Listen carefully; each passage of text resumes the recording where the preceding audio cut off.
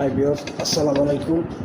আসলে আজকে আমার এই ভিডিওটা তৈরি করার উদ্দেশ্য হচ্ছে আমার মানব জাতি, ইভেন আমি যেটা ফেস করতেছি, আমি ভুলে যাই।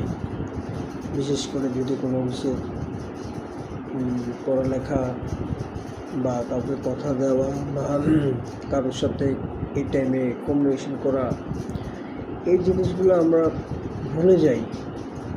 আসলে এটা আমাদের মানুষ তো আমাদের এটা মেজর একটা প্রবলেম। আর নবী রাসূলদের সময় থেকে আদম আলাইহিস সালামের আমল থেকে উনিও ওনার বয়স ভুলে গিয়েছেন এক সময়। ভুলে যাওয়ার পরে হয়তো বা পরবর্তীতে উনি ওনার পরিপূর্ণ বয়স শেষ করে মারা গেছেন। এটা আমাদের সমস্যাটা আমার মনে হয় প্রায় সবারই ভুলে যাওয়ার যে অভ্যাসটা, এই অভ্যাসটা থেকে আমাদের বেরিয়ে আসার জন্য কী করা প্রয়োজন।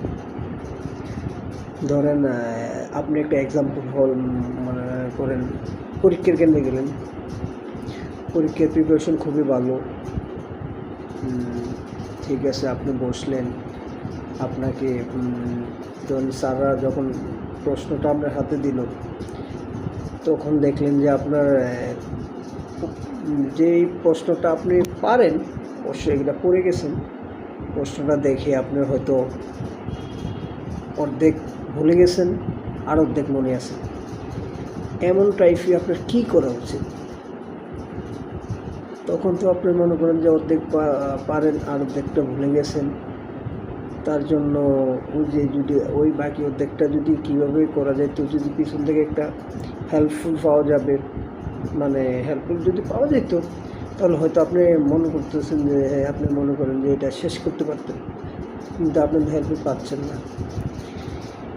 এই জিনিসটা আসলে সবারই, মনে করেন আপনি একটা কাজে বের হয়েছেন, কিন্তু বাসার থেকে বলছে যে আপনি একটা জিনিস বা কোনো পণ্য নিয়ে আসার জন্য, কিন্তু আপনি বিভিন্ন ব্যস্ততার কাজে আপনি ভুলে গেছেন।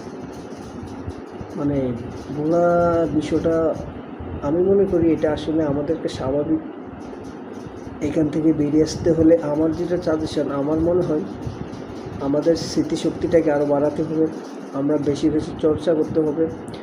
চর্চার কোনো বিকল্প নাই, সেটা হোক পড়ালেখা হোক বা অন্য কিছু হোক।